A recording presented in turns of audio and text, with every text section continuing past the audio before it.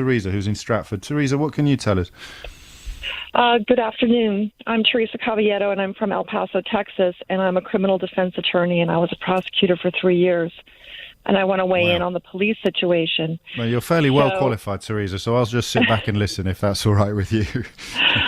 Okay, well, one thing that is never, ever discussed is, well, you touched on it. You said, how can these police act like this with impunity? They also act like that with immunity. Yes. And so what happens is the prosecuting authority, the district attorney, what they do is they don't indict these people. They don't charge them. So the police go out and they murder and they commit mayhem and they maim, and they get away with it because they're not charged. Whereas if the prosecuting authorities would step in and say, you know, you're going to go to jail and you're going to face a jury and we'll see what happens, maybe there would be change. But they don't do that because they don't want to put their political career in jeopardy. And they don't want to put their political career in jeopardy because the police forces in the United States, I don't know about England, have very strong unions. And so where I live, you have about 1,100 police officers, and they all belong to the union. And now keep in mind that they have wives and husbands and parents and grandparents who vote. So if you indict a cop for murder, then you've got 1,100 plus mothers, daughters, wives, everybody coming out against you politically. So this is a part of the political system that we generally don't understand in the United Kingdom, because law and order officials get elected. Local what we would call local government officers are elected in America. That's right, and that could be addressed if we had an effective press. But in my town, for example, we have a newspaper that is controlled by the local oligarchy, and they are going to make sure that their people stay in power.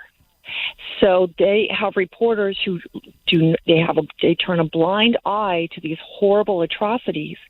Now we're hearing about Mr. Floyd, he's black, and for sure it's dangerous to be black in the United States.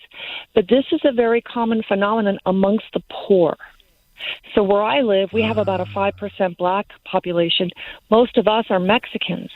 And if you go to the courts and you look at the people being accused, they're poor, and a lot of them aren't citizens. So this is their way of keeping the social strata in place. There's a caste system. They have to keep it in place. And if you are a lawyer who tries to buck the system, then you become a target. Yes. So it's a very dangerous game. And we're seeing even more dangerous listening to you than any of us perhaps appreciated before. Why do the citizenry put up with it? Why would the non-poor or non-Mexican or non-black people put up? Are they not aware of it, or are they comfortable with it, or is that too simplistic a question? I'll just stick to my community. I grew up with a silver spoon in my mouth. I went to Catholic schools. I went to an Ivy League college. I went to a top 10 law school. I had no idea how the other half lived.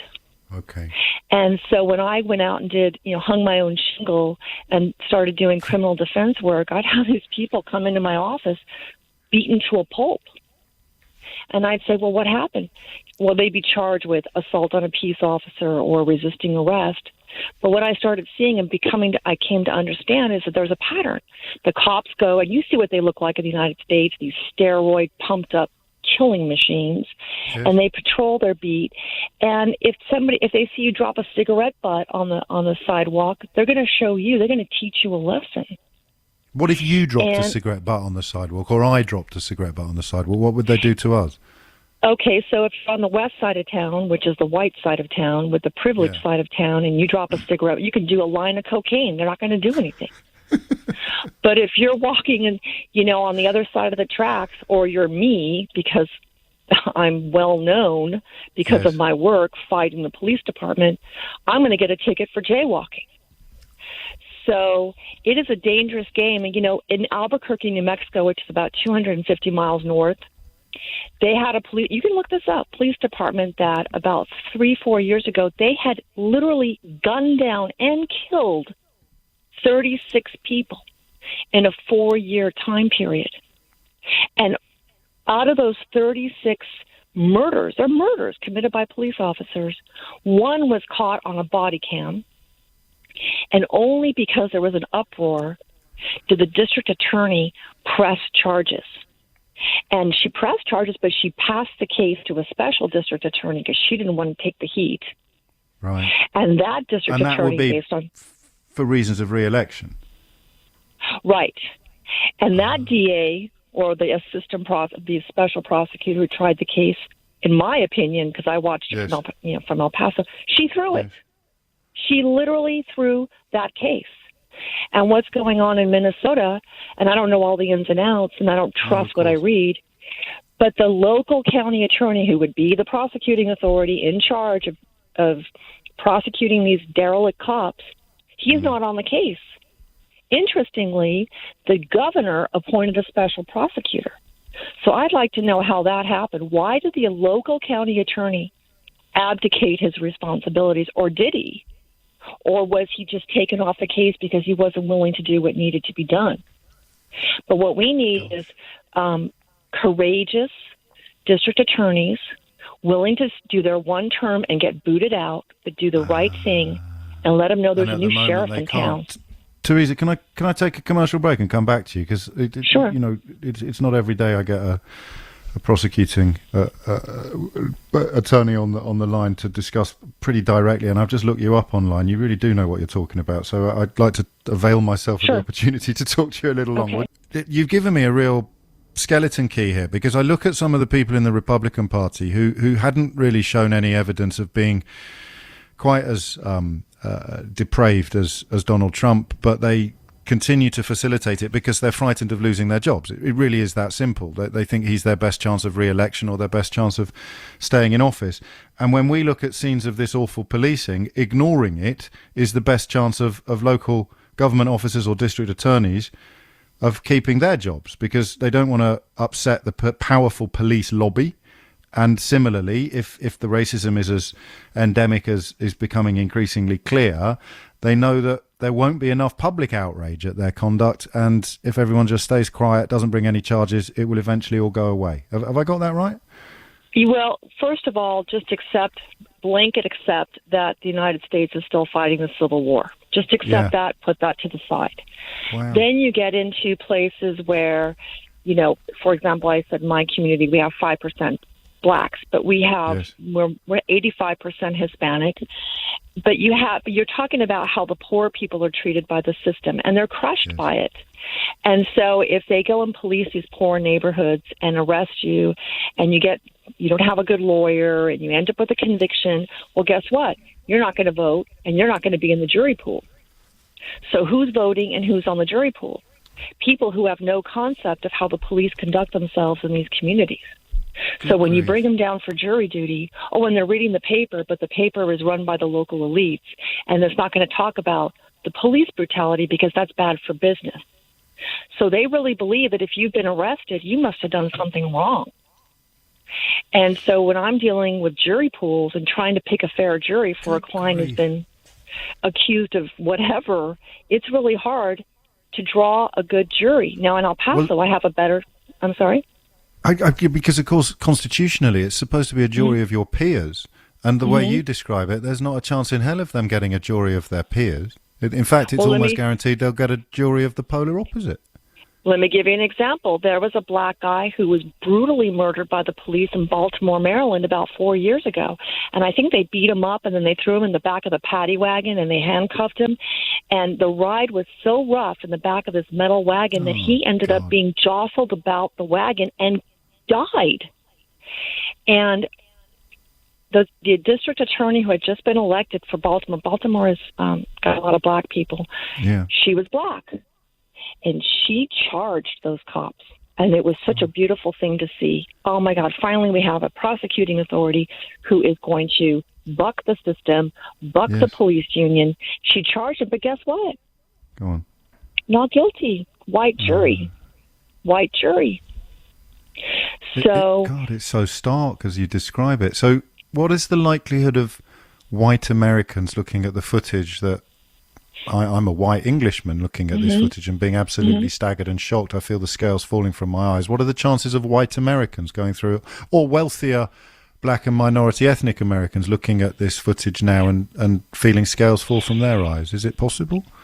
I just don't see how anything can change unless we have a truly vigilant media, which we don't. One thing I completely agree with Donald Trump on is the horrible, derelict media, which I know firsthand. Although for very, very different reasons from Donald Trump. It's highly likely the oligarch is one of his biggest fans. But the what about on a national level? So am I wrong to admire organs like the New York Times and the Washington Post, or are you talking specifically about local media? I've dealt with both newspapers on El Paso politics, and what happens is, and believe me, they're better. But what happens is when they come to cover a story, and they covered one of my biggest cases, which, by the way, involved police brutality. My client had been raped by 2 cops. She reported it, or tried to report it immediately. Who got arrested? She did.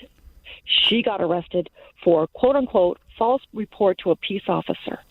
That case took up 4 years of my life, and in the end, it resulted in my license being put on probation, my law license being put on probation, and my partner being suspended from the practice of law and going to jail for 30 days. So let me tell you, it's a scary business. But the New York Times came down, and one of the things that I had to overcome with the reporter was he had first read all the local coverage on the story, which of course was so slanted. So but it was the only coverage he could read, wasn't it? I mean, not to defend him, just to establish the facts. That is the, you know, the history is written by the winners, they say. It's a version of that problem, isn't it? Completely. So I had to debunk everything. And which took a lot of time, and he did write a huge story on it, the Nancy Hollaby case. Yes, but it was more tepid than it should have been. A story that was very powerfully written about what goes on in these communities, and it was about police brutality. So, my client, her sister, who looked just like her, ended up being mowed down on a road, a hit and run, and the police never investigated the death of her sister. And her house, her family house, ended up getting raided later on. I mean, it's really scary when you challenge these police departments. And El Paso's mild compared to other communities, real mild. So you're probably the least... I mean, I will ask before I say goodbye what you're doing in Stratford at the moment, but you are probably the least shocked person in the United Kingdom by the images and the stories that are coming out of America at the moment. Well, no, it's par for the course. What's interesting to me is why did this end up resulting in such a combustive reaction? Yes. But I'm okay with it. Burn, baby, burn. Because I understand that. Why do you think this one has escalated in the way that I don't know. I really don't know. But I will tell you, I was here a year ago, and I was at Piccadilly Circus, and there was a London Bobby standing under a canopy eating a little sandwich, and I wanted to take a picture of him, but I didn't think I could do it undetected, and I wanted to send it to my sister and go, look at these cute little London police officers. I mean, you just want to take him home and have tea. He's so mild looking. We have our issues as well, although I mean, I don't think there's anything controversial in stating that they do pale in comparison to what you've described. Theresa, why are you in Stratford, if you don't mind me asking? Well, I'm married to a man who lives here in London, and I was supposed to see him in March, but of course all this COVID stuff prevented that trip, and I'm here until next week, but I just love coming here. But I would ask you, when you're analyzing these stories coming out of the United States about these cops, and they're goons, and it's not one bad apple, by the way. It's police department after police department, and we had our own problems. There was a rally in El Paso, and they came in, and they were mean as all get out in a park not too far from where I live. Start focusing on where are these prosecuting authorities. Why aren't they charging these people? It's so interesting. And, well, I mean, it's a rrhetorical question. Why aren't they charging these people? Because it would be electorally damaging to them. But once you start pulling at those threads, who knows what would unravel. What astonishing... Go on. Well, then ask, okay, so why would this be damaging to them? Oh, because the voters would come out and vote against it. But why would the voters do that if they were properly informed? I have faith in human nature, and I believe if people are presented with information in a proper manner, they're going to be upset. If the paper is covering this, if the news reporters are covering this properly, then the El Paso electorate would come out and pull the lever for the right guy. But because they're unaware, or the bad guy is presented as the good guy, and the good guy is colored as the bad guy, that's how they go exercise their vote. It all boils down to the damn media.